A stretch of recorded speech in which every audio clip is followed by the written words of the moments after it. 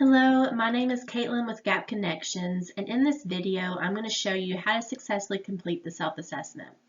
The self-assessment is best completed on a desktop computer.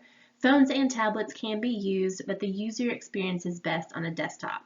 So let's walk through how to complete. So first you'll go to www.gapconnections.com, and at the top right corner find Login, and then log in to view member tools. From there, you'll enter your grower ID number and your password. Click Submit, and then this will take you to your grower dashboard.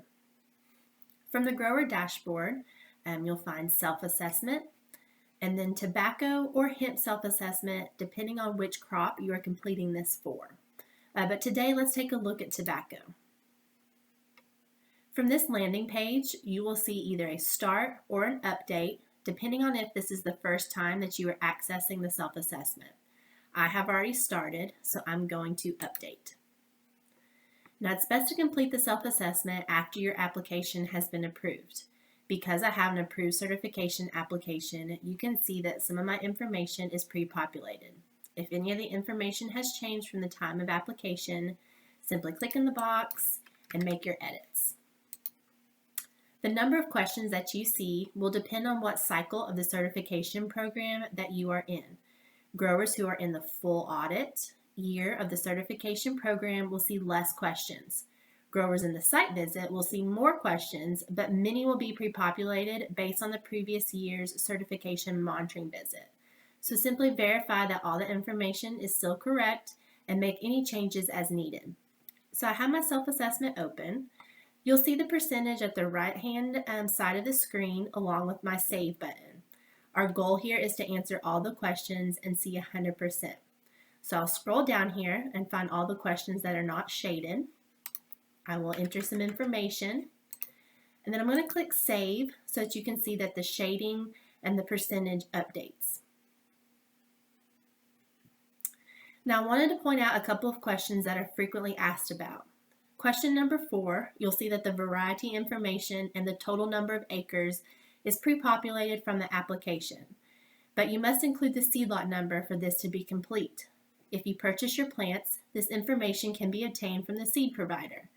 If you start your self-assessment early in the season, this might be some information that you don't have just yet, and that's okay. Just answer what you can, click Save, and then come back when you have the information. Question number 16 is another one that stumps some growers, and here you have two options. So you'll pick which option is easiest for you based on how the information is presented from your fertilizer provider. Hint text is provided to help you complete with accurate data. So I'm going to go with option number 1 because for my fertilizer ticket, they have provided me the average rate per acre of NPK. So I'm adding it to my flu crop. I had 200 pounds of nitrogen per acre, 150 pounds of phosphorus per acre, and 100 pounds of potassium per acre. And that was to all 10 of my acres. You'll include your CPA information. To add, you'll simply click the Add, find the list of chemical here on this list, enter in your number of applications, and your rate applied. If you add a line by accident, you need to delete that. Simply click the X, and that'll remove that line. So I'm going to go down here and answer a few questions. Again, anytime that you want to see the shading and the percentage updated, you'll click that Save on the right-hand side of the screen.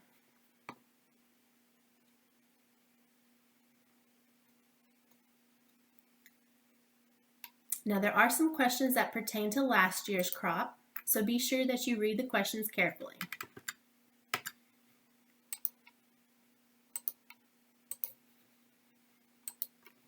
All right, so I have answered the questions. I click my Save button,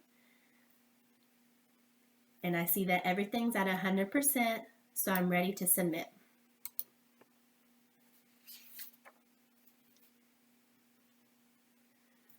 So I have my self-assessment to 100%, and if I ever need to change that information, I can click the update button to make any changes. So we have achieved our goal of 100%. I'm done with the self-assessment, and keep in mind that the self-assessment is required for growers in the certification program and must be completed by the time of your monitoring visit. If the operation has an associated grower, it is just one per operation, so you can decide who wants to complete. That concludes our tutorial for completing the self-assessment. I hope that you found it beneficial. And as always, if you have any questions, you can contact Gap Connections Monday through Friday, 8 a.m. to 5 p.m. Eastern Time, and we'll be happy to help. Thanks for watching.